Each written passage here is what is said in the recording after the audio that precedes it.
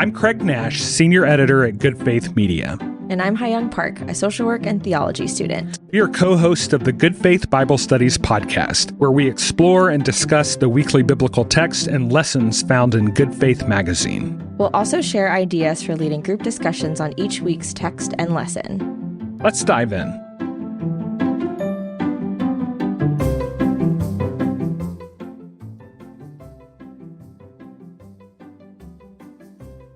Today's passage is from Exodus 16. The whole congregation of the Israelites set out from Elim and came to the wilderness of Sin, which is between Elim and Sinai, on the 15th day of the second month after they had departed from the land of Egypt. The whole congregation of the Israelites complained against Moses and Aaron in the wilderness. The Israelites said to them, "If only we had died by the hand of the Lord in the land of Egypt, when we sat by the pots of meat and ate our fill of bread, for you have brought us out into this wilderness to kill this whole assembly with hunger." Then the Lord said to Moses, "I am going to rain bread from heaven for you, and each day the people shall go out and gather enough for the day. In that way I will test them, whether they will follow my instructions or not.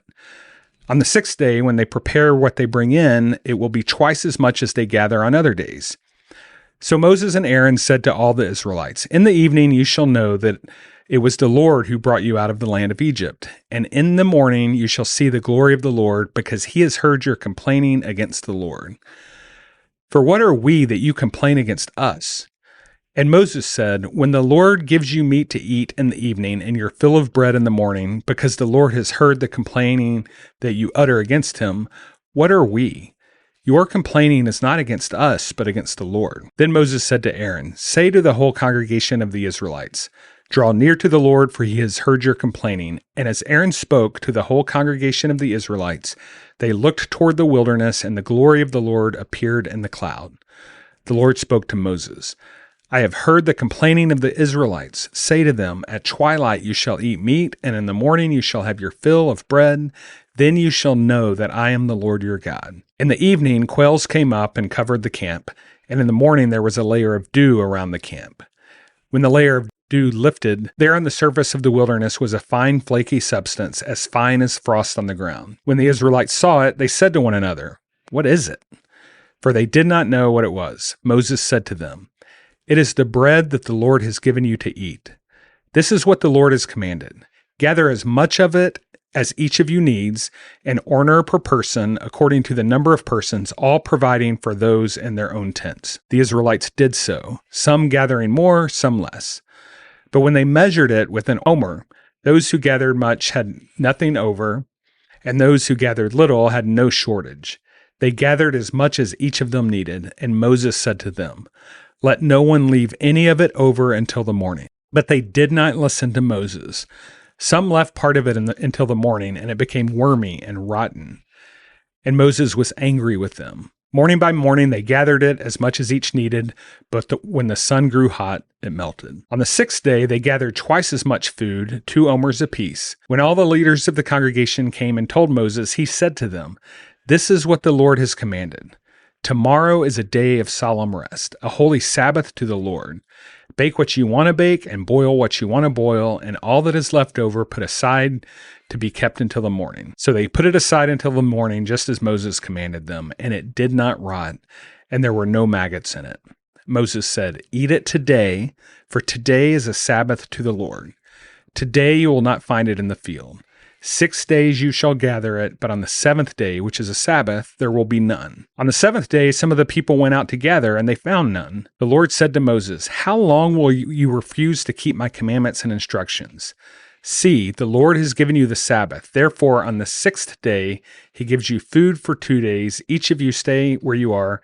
Do not leave your place on the 7th day." So the people rested on the 7th day. Yeah, I think something that immediately comes to mind for me is this is the first command that is given to the Israelites to pause work consciously after they've been enslaved for generations. And this comes before the 10 Commandments are given too. Right, right. And there's so much around there, but I think the main thing is like the opposite of slavery is not just freedom, but it's rest and the ability to pause like productivity and be like, oh, I am a human being. And that is like the first thing that I am before God. And another thing there is it takes them a while to be able to accept that reality. Like, you think that a liberated people would be like, oh, this is great. Like, I have a day off. Let's use this to do nothing. And how exciting is that? But like, no, like that pattern of being enslaved is engraved into their minds. And it's really hard to unlearn. Like, it is really generational trauma. Like, it's hard to unlearn this idea that like you're always having to fend for yourself. And like, I think that so much of like spiritual formation and discipleship is also that. Yeah, moving out of patterns of behavior, and not just behavior, but things that were imposed upon you. That's such a great point, because it wasn't just that they had been enslaved their entire life. They had been enslaved for generations. Right. And so 3 months ago, they were working probably who knows how many hours every day, every single day of the year. And those patterns don't just end. My thought is a little less generous, a little more of this, we often, and I'm going to talk about a little bit about this next week, this idea of complaining. But we often kind of like make fun of the Israelites for complaining too much. And I think that there is a sense in which we should not do that. But on this particular passage, even though I've, heard the story my whole life, the thing that stood out to me is this was, I think it said on the 15th day of the second month. So they're basically a month and a half into the wilderness, and they are complaining about being hungry. And I think they even asked, did you bring us out of the we had pots, why'd you bring us out? out? You bring out here, Crazy work. To starve. And I thought about that, about the amount of time that they'd been traveling in the desert, and they had food. They couldn't have been walking into the desert for at least 6-7 weeks. They had food, they had water, which we're going to talk about next week. So that was my first thought. And then before, when we were off mic, and you just mentioned it now, that the opposite of slavery isn't not slavery. It's a type of thriving. Yeah. And so I had to remind myself in reading it to give them the compassion that they deserve, because the opposite of hunger is not necessarily having some food to eat. Yeah. But it is having enough food to eat to be healthy. Yeah. Yeah. Yeah. So that stood out to me. And we will return in a few moments to give some thoughts on the Bible study.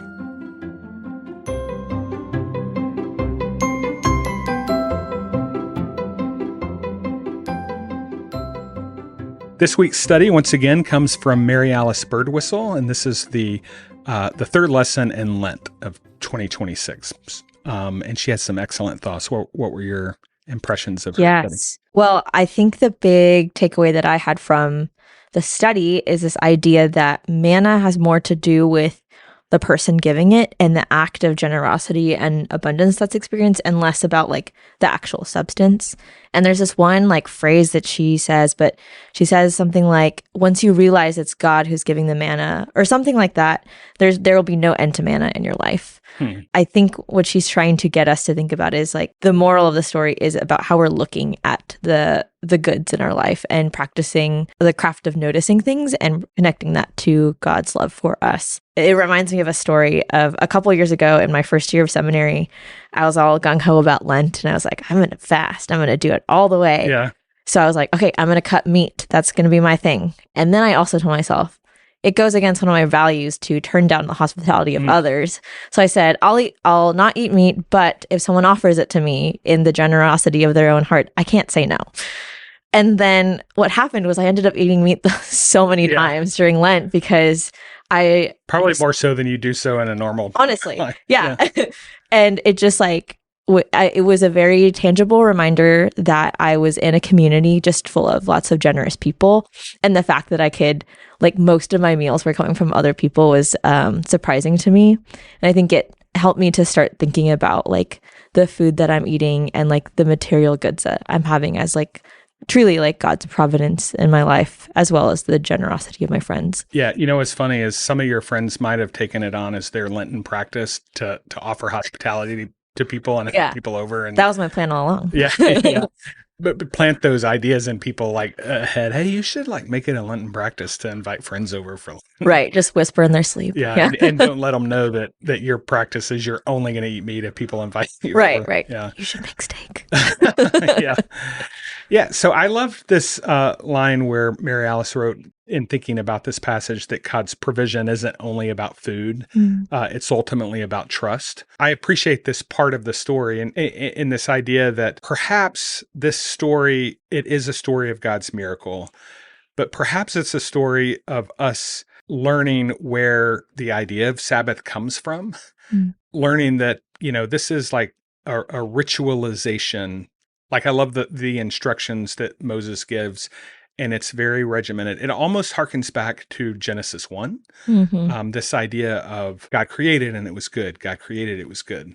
And then there's this, it's almost like describing provision within the course of a week. This day you shall gather it. This day you shall gather it. Not too much, but enough. And then on the Sabbath, on the day before the Sabbath, you gather twice.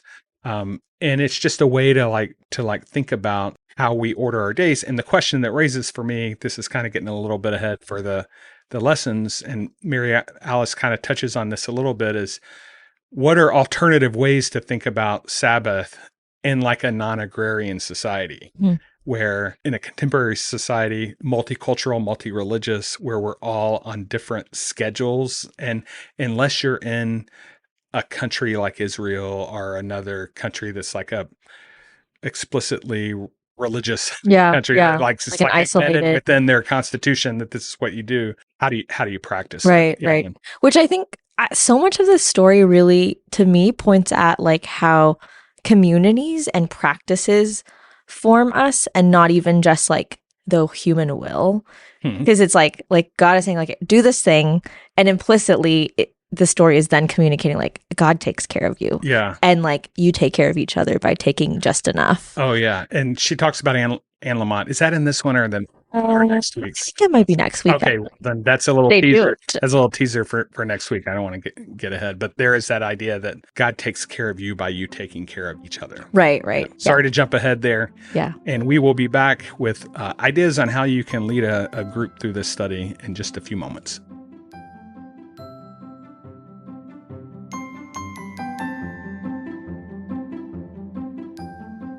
Before we discuss some ideas for leading a group through this week's text and lesson, we want you to know that we have created a leader's guide to help you prepare. The leader's guide contains an overview of the lesson, some highlights to focus on, and several discussion questions for your group to go through.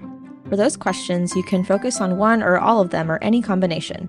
Also, feel free to adapt them for your particular group's needs. The leader's guide can be found at goodfaithmedia.org.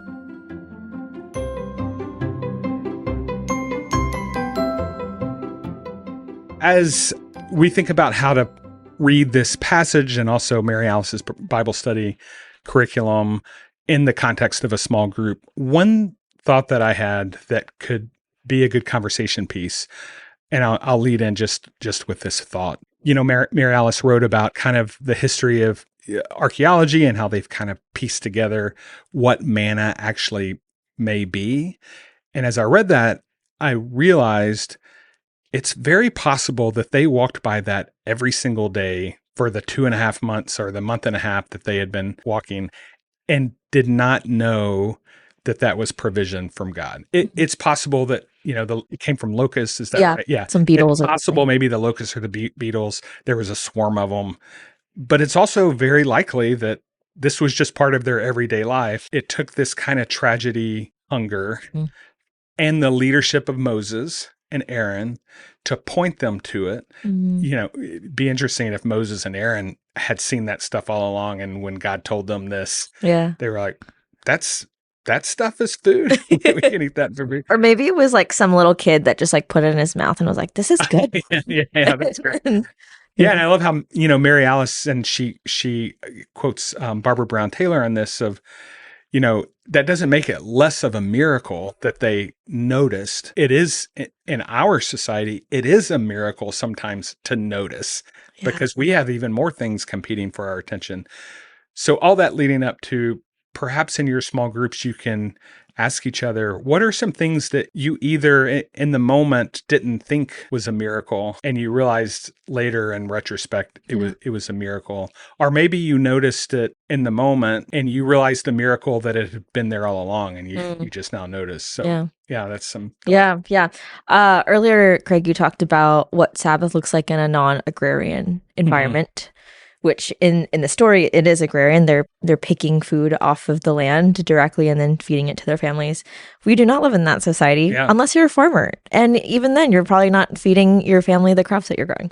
Yeah. Anyways, I think that in our society, I would suggest that like each of our Sabbaths are intertwined with the others. So like my ability to take a day off to rest and to revel in the beauty of God's goodness, the beauty of creation, that is contingent on if I am working in a job that takes care of me and helps me set healthy boundaries with my work and my life.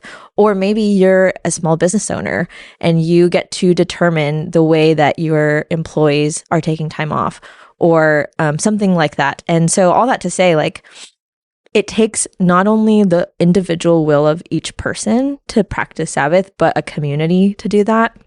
And so as you're unpacking these stories with your church, your small group, I think one way that you could take this is like, how can we as a community support each other's Sabbath, whether that be offering some childcare for a couple hours so that some parents can take a couple weeks or a couple hours off, or, you know, some kind of practical thing that empowers one another to do that really well. In a way, your Lenten experience is kind of like a object lesson in how that works in a way. Right. Yeah, like sometimes it is the generosity of others that allows me to do the spiritual directions that keep my spirit healthy. Yeah. That's great. Well, wonderful. Well, we look forward to next week for the next week in Lent.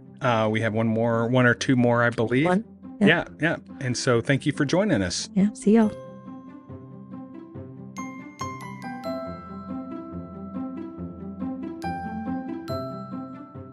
I'm Hayoung Park. And I'm Craig Nash. And you've been listening to the Good Faith Bible Studies podcast from Good Faith Media. Our music comes from Pond 5. Each weekly lesson can be found in Good Faith magazine. You can also sign up to receive a free digital leader's guide. Learn about how to receive both these resources at goodfaithmedia.org. There you can find daily news and opinion, various podcasts from our Good Faith Media team and partners, and information about the initiatives that help guide our work. So visit us at goodfaithmedia.org, and we'll be back next week with another installment of the Good Faith Bible Studies podcast.